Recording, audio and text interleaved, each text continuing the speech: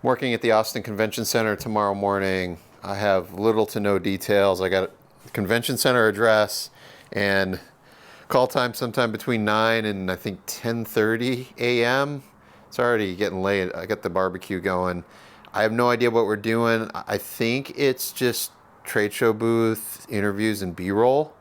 So Austin Convention Center has a low garage clearance. My van won't fit. So I think it's going to be 2 jobs in a row running the Jeep. So I've just been pulling items. I'm thinking I'll just shoot everything FX3. If I need to, I can hop on the tripod. Otherwise, I'll be gimbal for B-roll. And then I'm just gonna run the DJI lavalier kit. I've got a wired lav in there. I got the stick mic if it's MOS style. I also have a hardwired lav in my bag here, headphones, bottle of water, a grip head. I do have my boom pole and shotgun mic or hypercardioid boom poles in this case. I got to put together a little light kit, and I only have the 24 to 70 in this case, but I think I'll grab a 28 to 135 also. All right, I'm just going to do this in real time with one hand. I'm going to pull a Shimura. I'm going to use this, what's become my drone bag. We'll just pull these drone items out. So I could take my van up there, but it's an outdoor lot on the back side of the convention center near the loading dock, and I don't really want to leave my truck full of gear sitting in downtown Austin while I'm inside. Can't keep an eye on it. And I don't want to, the other option would be to pull everything out except for what I'm using, but that's too much work. So I'll just deal with the bumpy ride in the Jeep. I was thinking of running a 60X with one of my Bowen softboxes, but it's too much work. Instead, I think I will take 2 of these stands.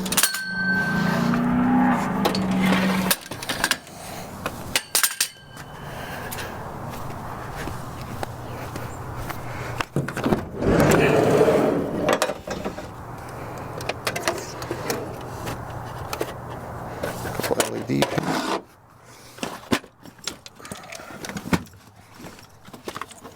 Silver.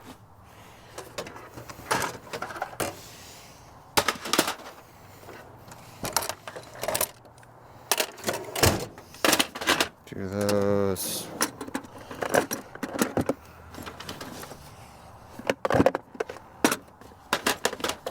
Or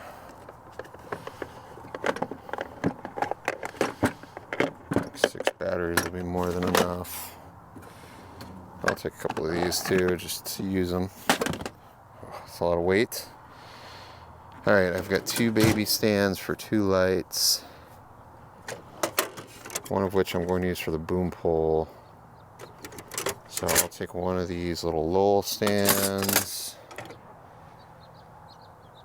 Or do I just want to take one big stand for the boom and run?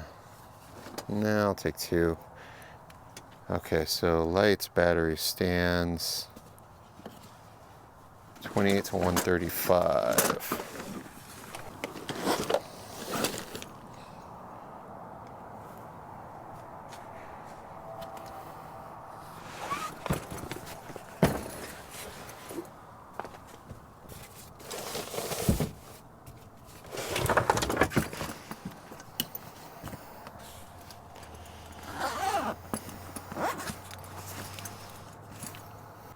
I'll do a better job tomorrow stacking things on the cart. I actually wish I gotta come up with a way to hang maybe 2 baby stands on the sides of the handle here next to the tripod. That would be really good. I'm gonna have to think about how to do that.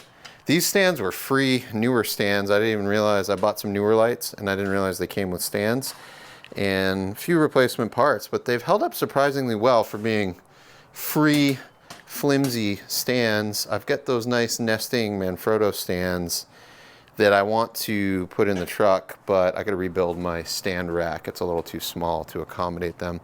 So maybe I'll get to that this winter. All right, I gotta go barbecue. We started our day at a hotel across the street from the convention center, and they had a valet and a parking garage with 8-foot clearance, so could have brought the van up.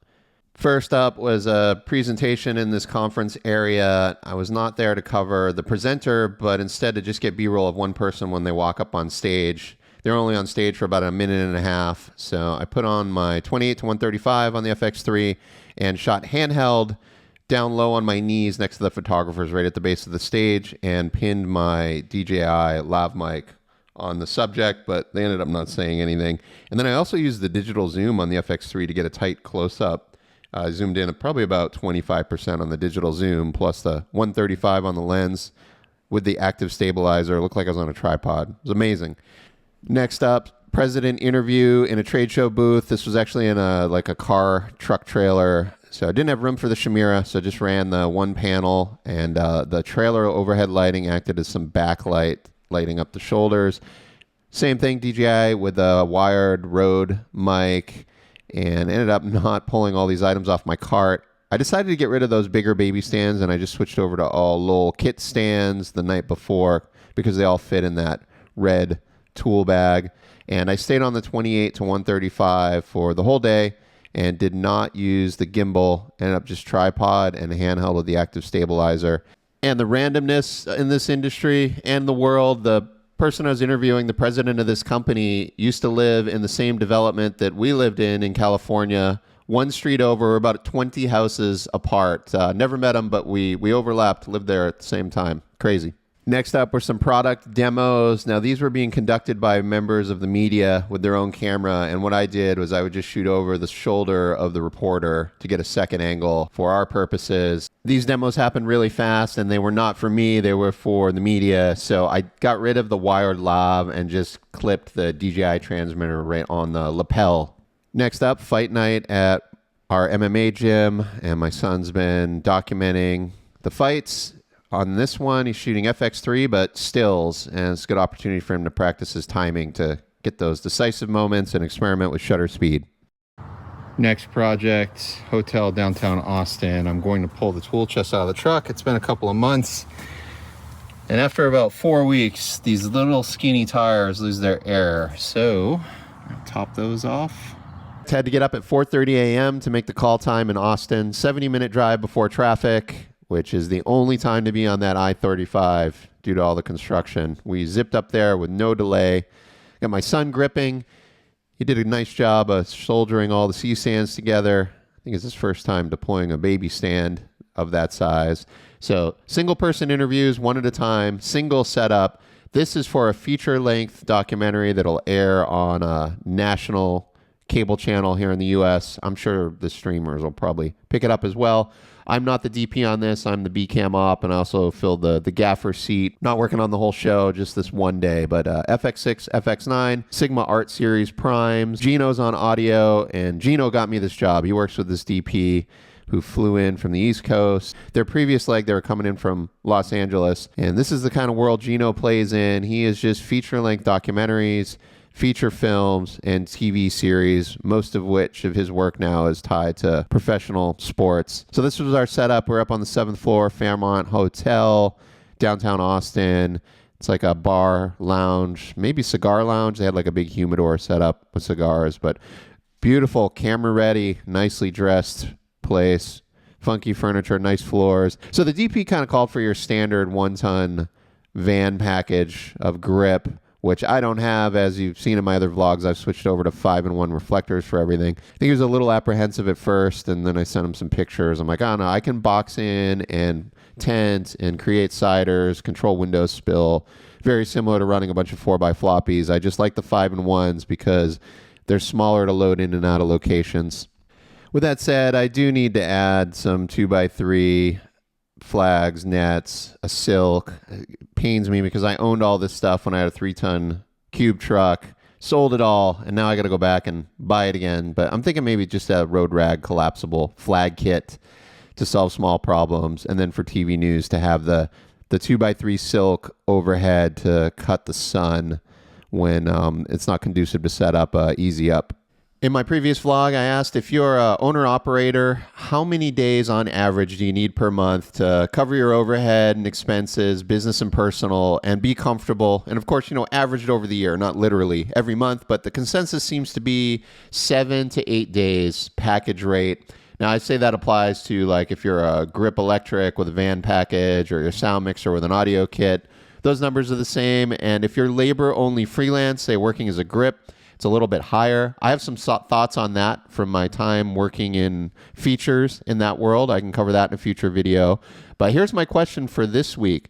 If you're averaging your 7 or 8 days, what are you doing as an alternate source of income, backup income, in addition to being a freelance media professional? Now, for me, I got into the rental real estate property, just basic single-family homes. I do my own maintenance.